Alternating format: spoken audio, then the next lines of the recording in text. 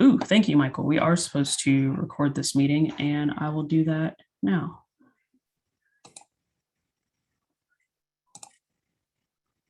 It is recording, allegedly. We'll see. But thank you. We'll definitely make sure that all this stuff is in the minutes as well in the event that for some reason this meeting doesn't get recorded. But Be Well is a mental health app that was actually developed in part by IT here, as well as some students on campus. So it's very much geared more towards students, with a recent update that's geared more toward employees and faculty. That one's really cool. It's got a number of different aspects to it: journaling, some guided meditations, questions to consider, all that kind of fun stuff. So definitely do take advantage of that. The next one is Wobot, which I think is a really cute name, first of all. But that one is very similar as well. It asks you a couple of questions just to kind of make you think, help you slow down, gives you some mechanisms for, handling, racing thoughts and things like that. That's another really great app. And then the very popular Calm and Headspace apps. These have free aspects to them, but they are generally something that you'll pay for. But they do offer a really broad variety of super helpful guided meditations that are voiced by a variety of people. I know that Calm now has bedtime stories that are read by celebrities and everything. So a couple of different apps to consider. And like I said, there are many more on the app website that's on student counseling services. The last thing is crisis and emergency services. So these are going to be things like if you're having a mental crisis, something that's going on that you feel is very pressing, there are same-day crisis appointments. These are generally going to be during the hours that Student Health Services is open. These are appointments that will happen the day of whatever event you're having taking place, and they may not be with your actual counselor, but they will be with someone that day. There are also urgent care appointments, which will happen within 2 to 3 days of you requesting them. Again, these may not be with your particular counselor, but they will see you fairly quickly. So if you have, let's say, a month until your next counseling appointment, you need to be seen before then. Urgent care appointments are what that's for. There are also a number of crisis hotlines. So there's obviously the suicide prevention hotline. Birmingham has its own crisis center and its own crisis hotline. And all of those links and phone numbers are available on the website as well. And we'll make sure that these things make it into the minutes. Does anyone have any questions about any of that stuff or anything to add? I know that's one slide does not cover everything that we could possibly offer, but all right, I will keep it moving then. We all know my mission: wellness, scholarship, community. I think that those things are all very important, much more so now than ever. Also very excited to announce that our executive committee is finally completely full. So we were able to take on Autumn Massey Sims as our chief of staff. I think she's going to be a really great addition to the team. And starting with next month's Senate meetings, you all will start hearing from her as far as getting the meetings going and keeping things on time instead of hearing me all the time. All right, a few of my own personal updates. These are from Faculty Senate, which was earlier this month. So the first thing, of course, is there's been this ridiculous increase in hospitalizations due to the Delta variant of COVID-19. So I encourage everyone to please continue participating in health promoting behaviors. Wear your masks, particularly when you're indoors or around people that you don't live with.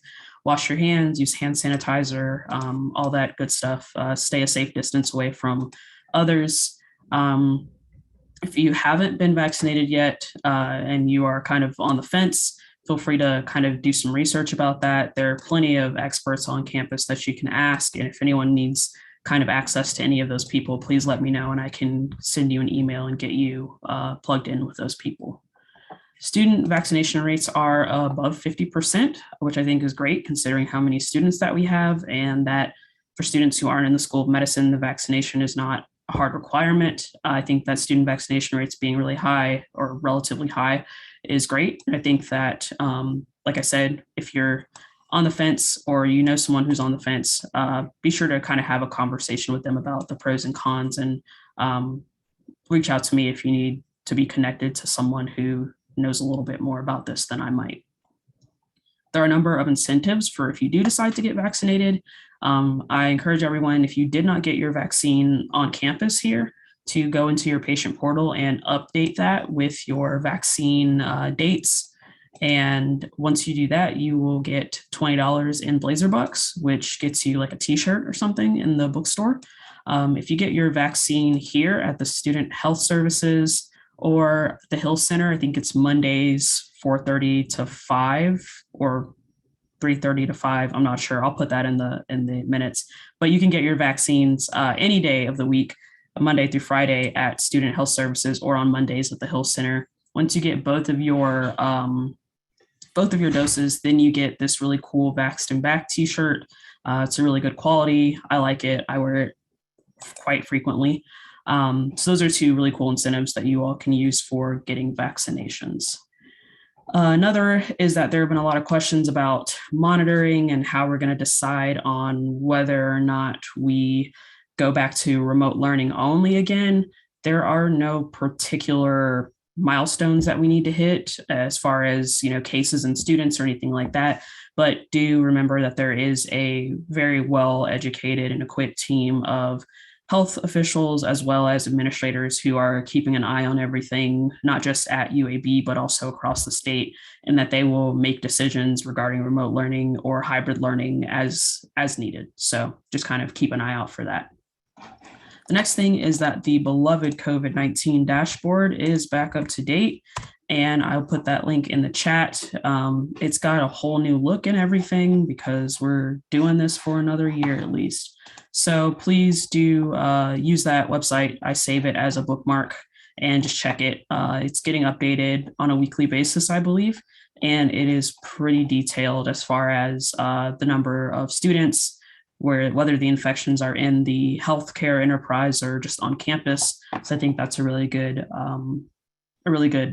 resource to have. The last thing that I have in terms of student health is some updates regarding the Be Well app. And this is from Faculty Senate as well. So we got to hear from Dr. Angela Stowe at UAB Student Counseling Services. And so I just wanted to share a few of the findings from the 2020 National College Health Assessment, which included UAB graduate, undergraduate, and professional students. So a couple of the really important things are that the top 5 impacts on academic performance appeared to be stress, anxiety, depression, sleep difficulties, headaches or migraines, and ADD or ADHD. So those are kind of things that are, I think that Student Counseling Services is going to try to pivot to kind of help provide more mechanisms for handling those particular things. At the time of the study, about 25% of undergraduates screened positive for suicidality and self-harm in the past 12 months. So that would be since fall of 2019. So again, I encourage you to kind of keep an eye on your friends, reach out, have those difficult conversations, and ask them how they're doing and ask them for an answer that's more than just I'm okay or I'm fine. You'd be surprised at what people are going through and they won't tell you about it. Students did provide responses and they requested a call to action for what UAB needs to do in terms of supporting mental health of students, especially during COVID. So in response to that, there will be a 3-part series to share the results from this study and then further discuss mental health. This will be geared really toward faculty and staff. The first one actually happened yesterday from 12 to 1 at Lister Hill. And I will definitely report back with whatever they share from that. As soon as I am able to kind of share what they have. If there are any other questions regarding the Be Well app or anything Student Counseling Services related, feel free to drop them in the chat or you can email me and I'll make sure that they get to Dr. Stowe. I think I have one more slide. All right, general updates. First thing is, again, if anyone has any ideas for speakers for Senate meetings, any cool programs you've been a part of or anything, please let me know. Shoot me an email. I'm also going to start putting a few more advertisements up during these meetings for university-wide committees that are looking for students. I'm starting to get a couple more requests from committees. So as I get those, I will make sure that you all are made aware.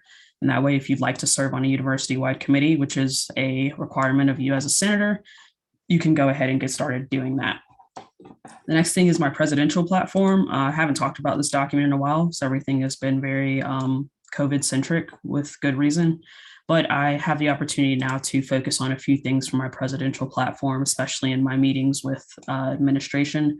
So feel free to scan that QR code on the slide. If it'll work, it'll take you to the document.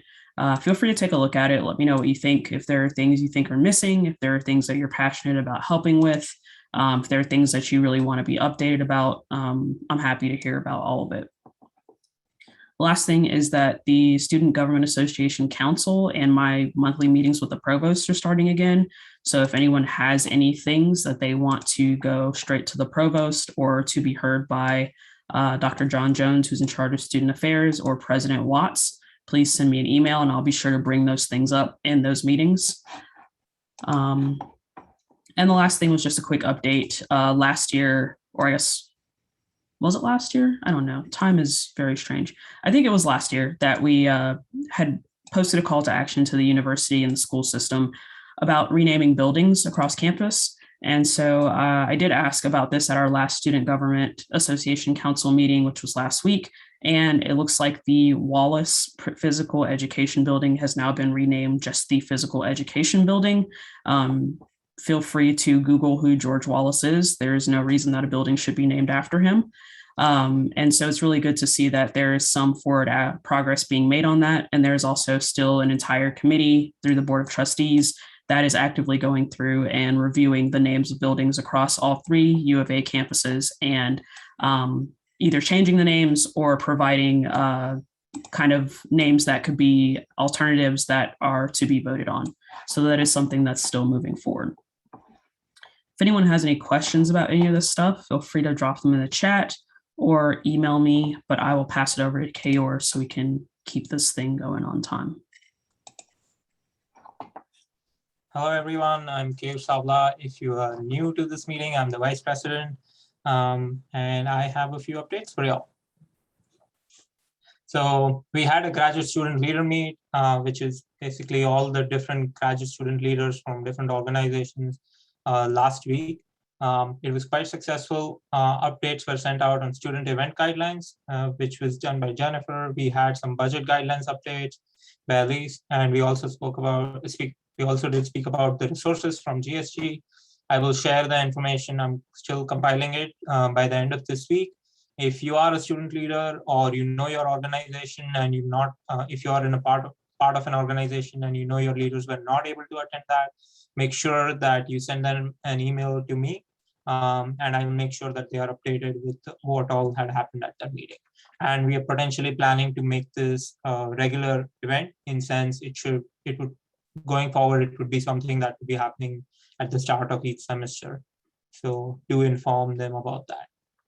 That is all for the student leaders. So GSG, graduate students involvement fair. So unfortunately, due to COVID, we were not able to host the orientation this semester, at least not at the time where we wanted to, but we are still going to go ahead and do an involvement fair instead, which is going to serve a similar purpose and a lot more. So this will be open to all graduate students on campus.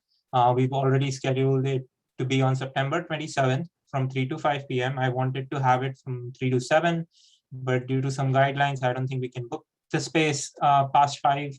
But currently, who will be participating? Student groups and campus-wide university groups. So student health, student counseling, campus recreation, etc. So if you need any information or you want to learn about all these, you can definitely come.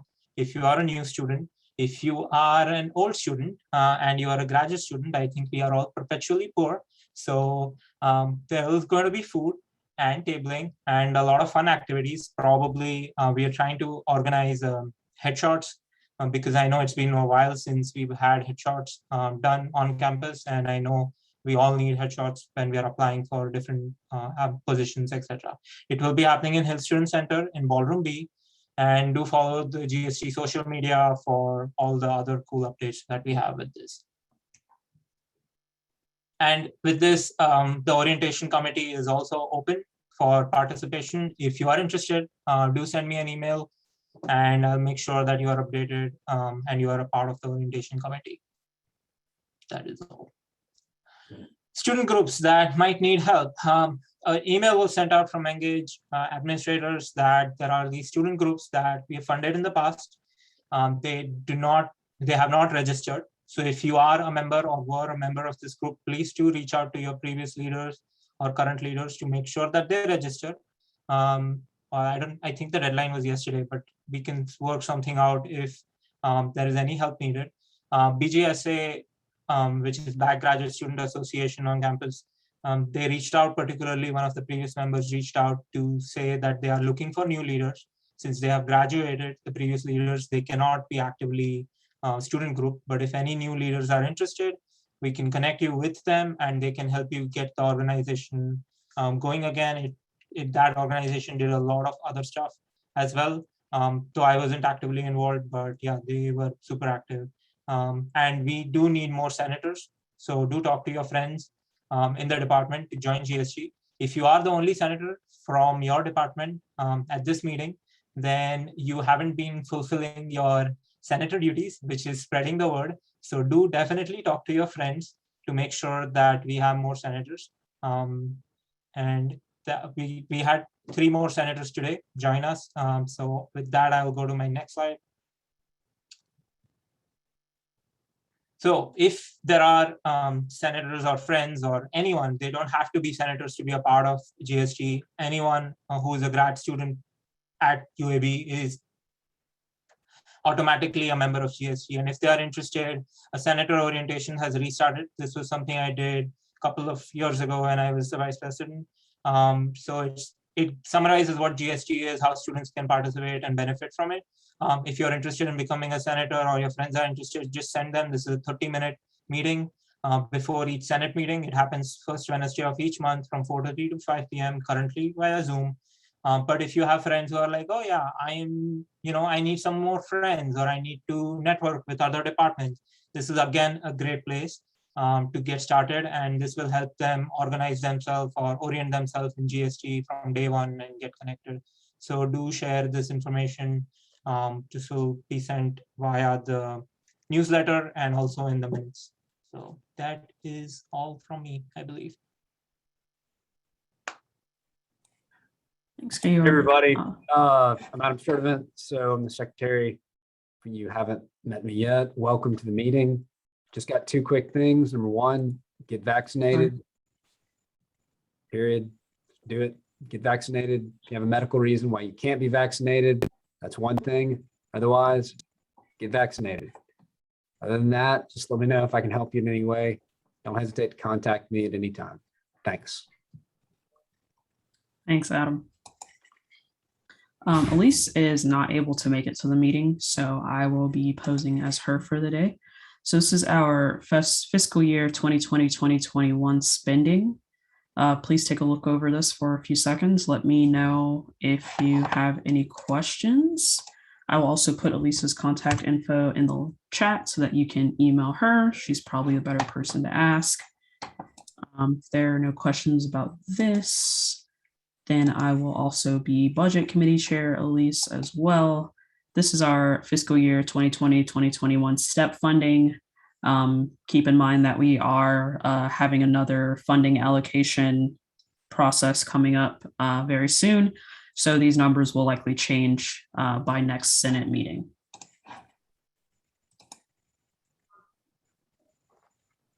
And there are a lot of groups that either didn't spend any money or spent very little of their money. So if you are a part of these groups or you know someone who's part of these groups, please do encourage them to spend their money. It's not every day that you get free money for swag items and stuff like that. So please do use it. The Budget Committee has a meeting coming up on Friday at 10 a.m. and the STEP funding allocation meeting will happen right after that at 11 a.m. So if you are part of a student group or if you're part of a student group or you know someone who's part of a student group, please make sure that they are present during their time during the STEP funding allocation meeting to be notified about how much money they'll be receiving for the semester. All right, I believe Tandy is in class, so she sent me a fun video that we're all gonna watch together.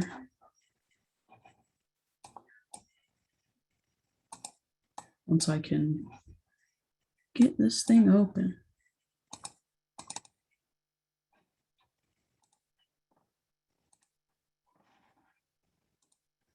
One second, y'all, sorry.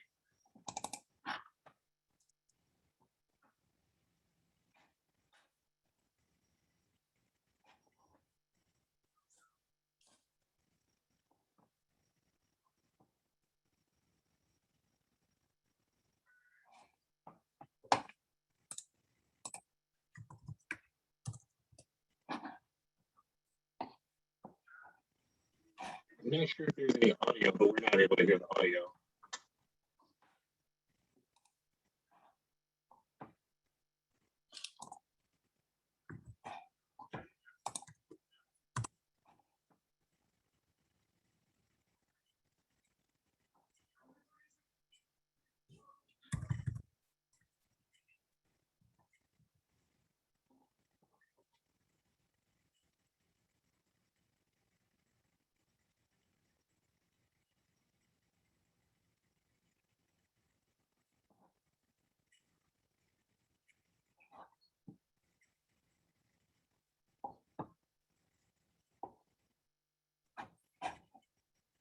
So hopefully everyone was able to hear that. I don't know because it comes through my headphones. But if you weren't able to, I put the link to her slides in the chat as well. And she also left a quick note in the chat that they are meeting, the CAM committee is meeting up on September 14th to discuss handing out swag. So if you are interested in being part of that, please attend that meeting. Matt, are you here? I'm here. Yep.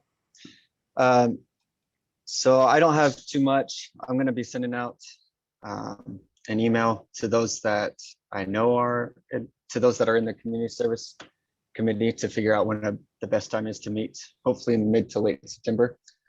We've got some activities coming up in October. We'll be helping out with the Boo at the Zoo, which is an awesome event they put on for the kids. And then November, I'm working with the McWayne Science Center. They've got openings to help out with some different things. So hopefully I'll get that set up then. And then in December, we'll do our annual winter wear drive. So just some things coming up. I encourage you to join the committee and come help out. Always is a good feeling to be able to provide service. So that's all I've got. All right, thank you, Matt. And definitely do attend some of these meetings. I know I'll be in touch. I definitely want to go to the Boo at the Zoo. I love seeing kids have fun. Sam, do you have any updates?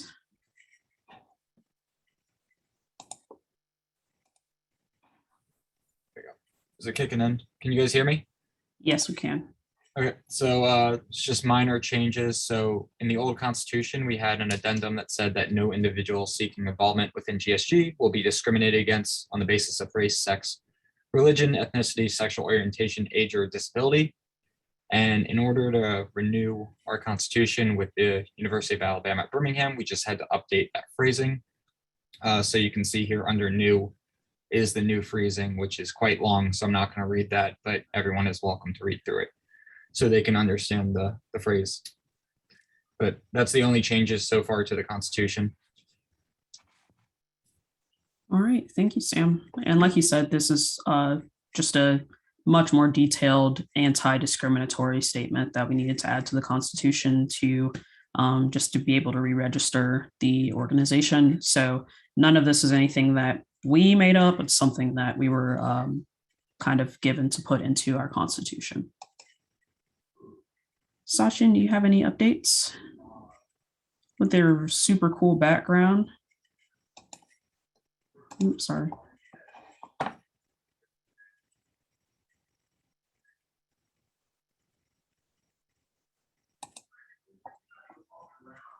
Sorry, my computer froze for a second. Thank you. Just wanted to take this opportunity to advertise my committee using that background.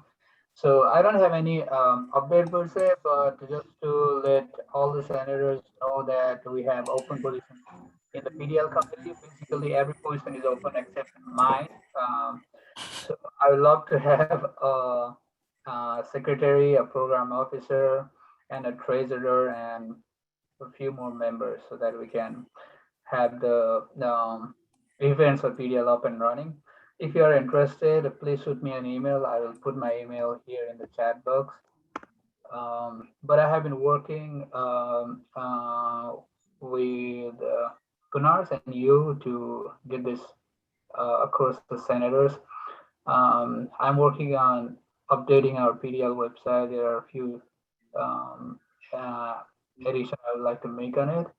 And please be lookout on an email that will be sent out to all the senators sometime later about this same thing, open positions at the PDL. That's all for me. Stay safe. Thank you. Thank you, Sachin. Lee. All right, you can go ahead and move on to the next slide. So we are finally, after going back and forth with guideline changes, we're finally having our first social activities committee event on September 16th from 1 to 2 outside of Lister Hill Library. We're going to have free steel city pops for graduate students. So please come by and get a free popsicle and come hang out with me for a little bit. I need some volunteers to help work the event or to assist me with scanning people in and making sure that everybody gets checked in and just sort of managing everything. Maybe one or two people would be nice. So if you're interested in that, I'll put my email in the chat when I'm done speaking, but contact me because I definitely need the help. I have an October event in the works. One for a Halloween event and then the other one obviously for homecoming. So there are some cool things in the works and I need committee members to help me because as of right now, it's just myself. I reached out to old committee members and many have graduated or moved on or are not actively working on a GSG committee at the moment. So if you are interested in having fun and just planning fun events for everyone to get out and socialize, please let me know. I'll be happy to have you. And again, that's my contact information there, my email, and I'll drop it in the chat. But I hope to see you all on the 16th to come and get your free popsicle and get to meet all of you in person. And then, of course, there will be social distancing guidelines. Please wear your mask. Please be mindful of those around you. And again, all of the pops are prepackaged. So those are going to be perfectly safe to consume. So I hope to see everybody and have some good time hanging out. So email me if you have any questions or want to volunteer to help for the day or join the committee. And that's it. All right, thank you. Sylvie. Hi, everyone. Go to the next slide. So as if it's not your first time attending the meeting, you know that we are restructuring the GSG travel grant. But just to kind of go over what we're doing, we need to rename it. We need to write up new guidelines to cover more than just travel. Additionally, we are currently working with the graduate school on a new online submission process for reimbursement. So if you've received the amended travel grant in the last year, then you probably had some issues with submitting for reimbursement. We apologize for that. There was an issue to who it was being emailed to. In order to avoid this in the future, we are gonna create an online submissions form. So we're working with the graduate school on that.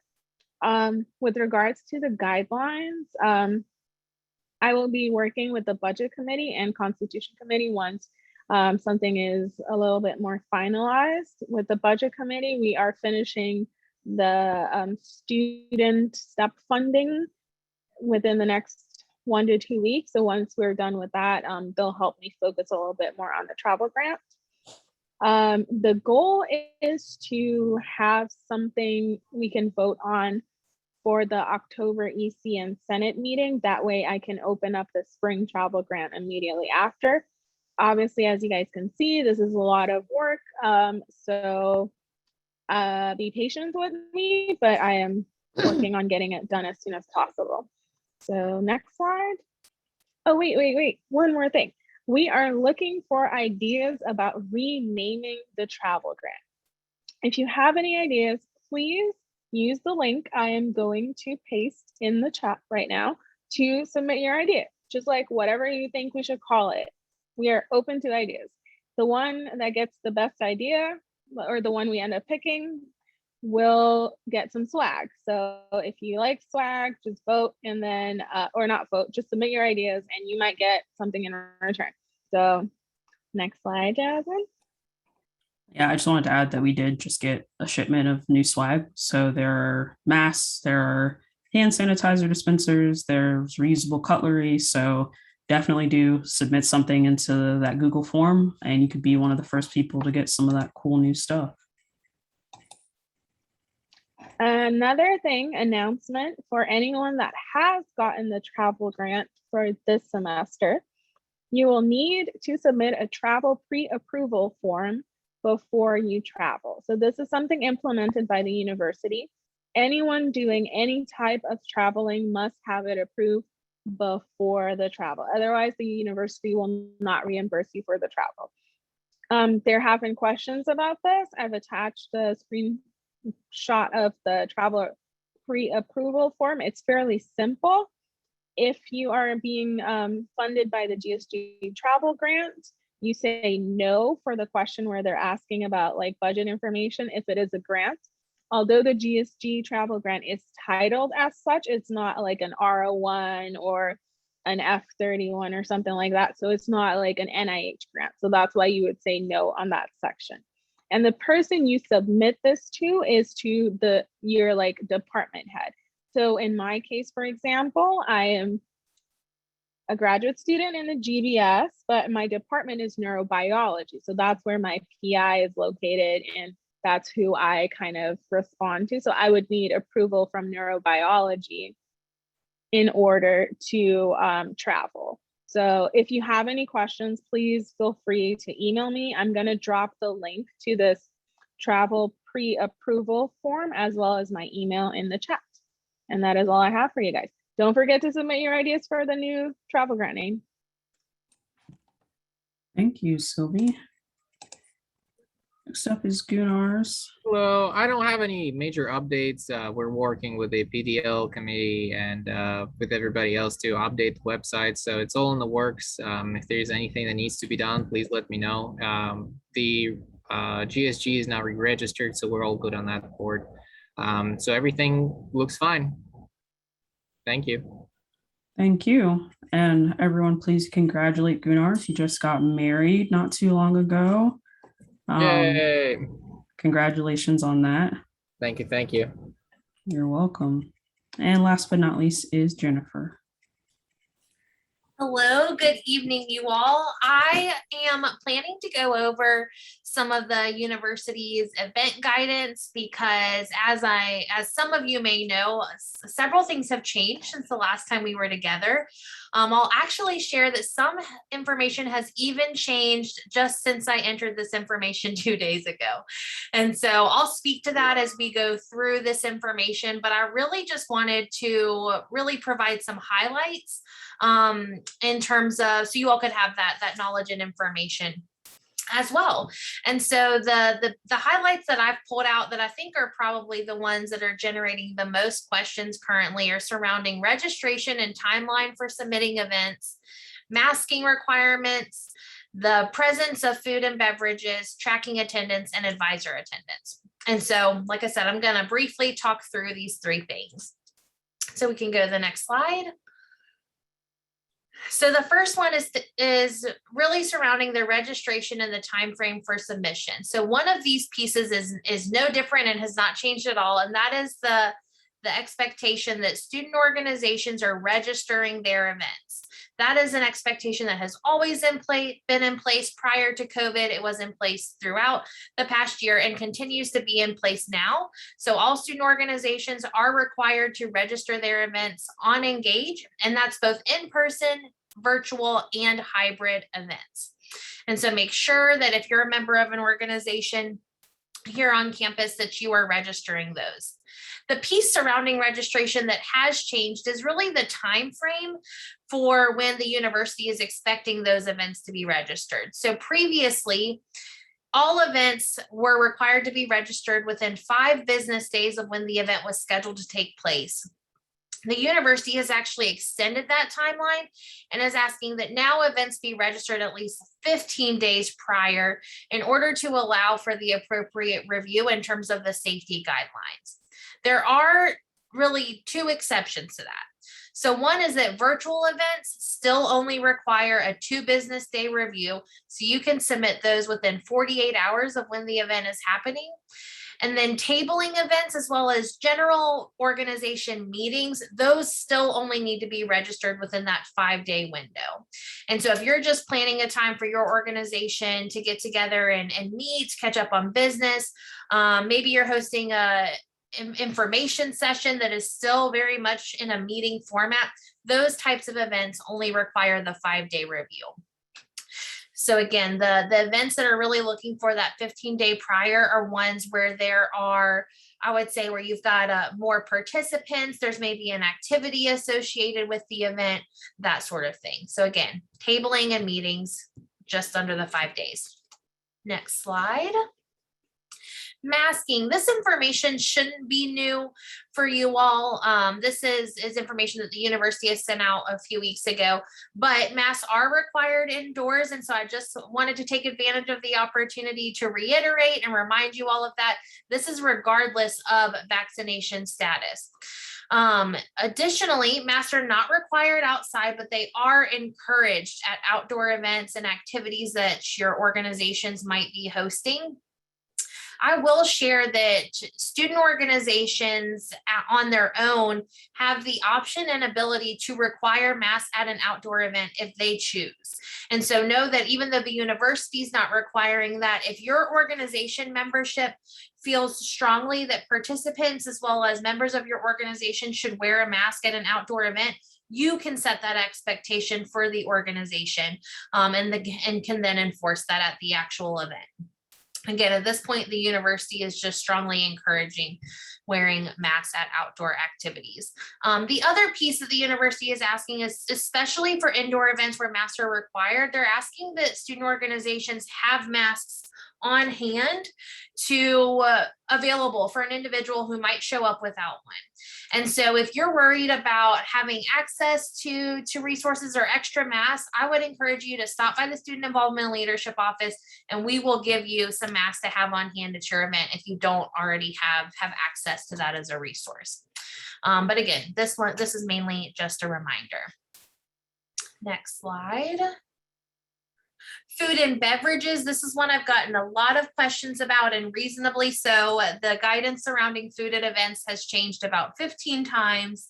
And so, but currently where we are is that while the university is discouraging both university departments as well as student organizations from having food at events, it is permitted. So you are allowed to have food and drink at events, as long as it's permitted in the physical location where you are. So as long as, whether it's the classroom or the outdoor space or the student center room where you're hosting the event, as long as they allow food, you're permitted to have it.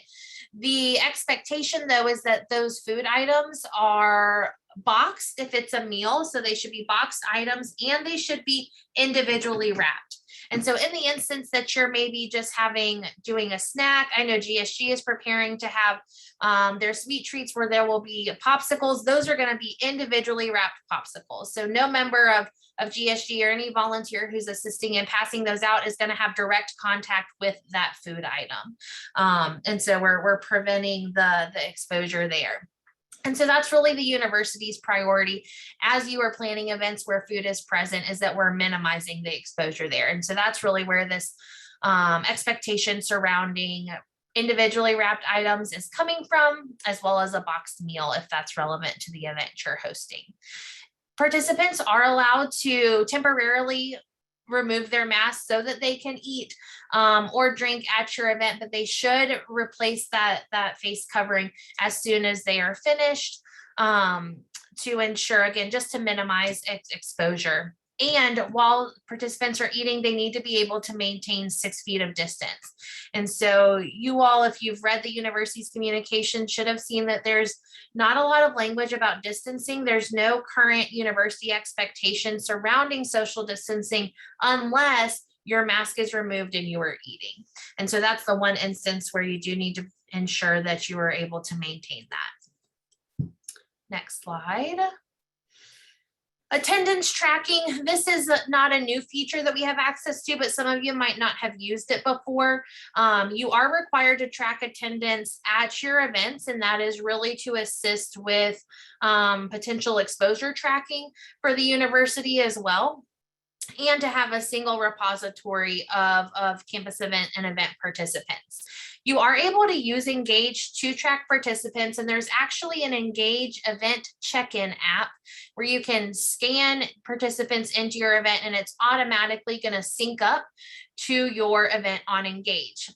If that's too much, or you don't want to download the app to be able to scan in the participants, that's okay. You can also enter participants manually directly onto Engage using a desktop computer or a laptop or tablet, whatever. And so we do have, there are some trainings on the Student Involvement and Leadership website. I say trainings, they're not that formal. It's really just a YouTube video tutorial that'll show you how to use either feature.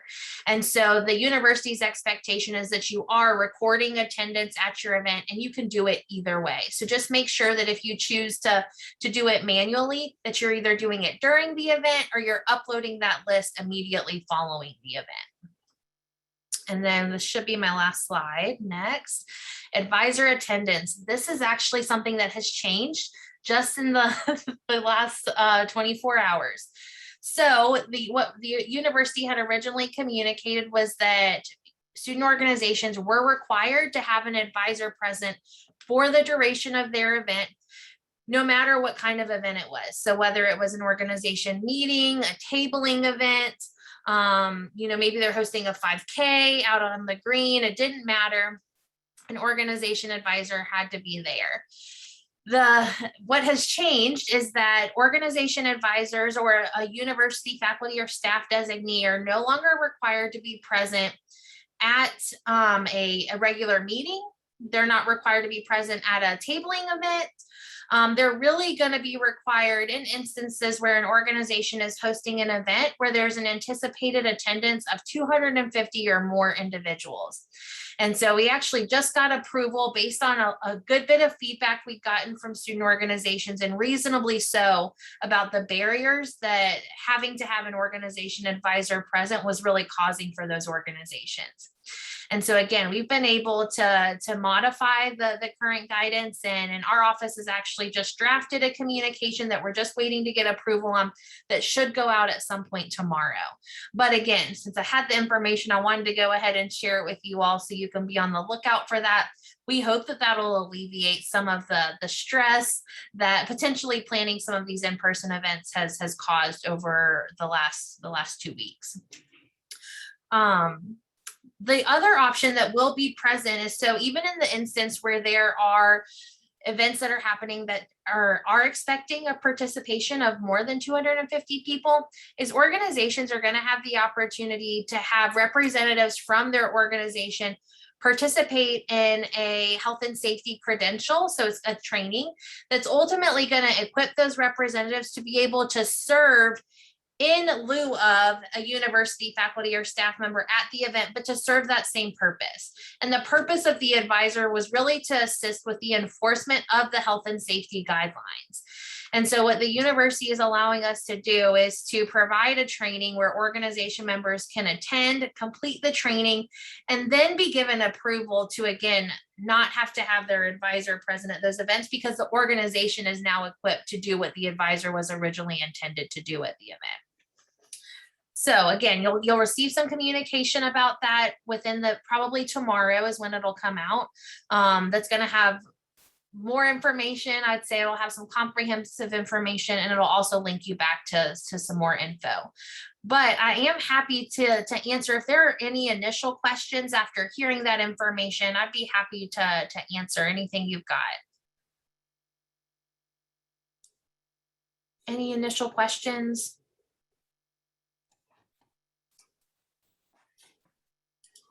All right, Well, y'all feel free to reach out to me. My email address is griffinj@uab.edu. I know that these event guidelines are complex and they are ever changing. And so I know that clarity is probably has not been present over the last few weeks. And I want to be able to assist with that as you all are really navigating the guidelines. So please allow me to do so by reaching out and letting me know when there are points of confusion. And thanks so much, Jasmine, for sharing my contact info in the chat. Mhm. The one other update I did have, I don't have a slide for it, but I do want to share, just so y'all know, especially because I know a lot of you are involved in other graduate student organizations outside of GSG, but there is a training opportunity that I'd encourage you all to participate in that's called the Student Organization Summit. It is currently live. It's a virtual asynchronous set of online modules that are really meant to be completed by the student organization president at a minimum. And so those are currently live and they'll remain open until October 1st at 11:59. And so you should be able to access that through the student organization newsletter that came out actually just earlier this afternoon. But if you have questions about how to navigate to that training, feel free to reach out to me directly and I can send you the direct link. But that officially concludes my updates. Thanks you all. Thank you, Jennifer. If no one else has any announcements, questions, comments, concerns, then this meeting is adjourned at 5:53. Please be safe, take care of yourselves, enjoy the Labor Day weekend if you are not working in a lab. Our next Senate meeting will be on October 6th, and our new Chief of Staff, Autumn, will be in charge of kind of keeping that whole thing flowing. I hope everyone has a good rest of your month. Be safe, be healthy, and I will see you next month. Have a good one. Good night, everyone. Good night.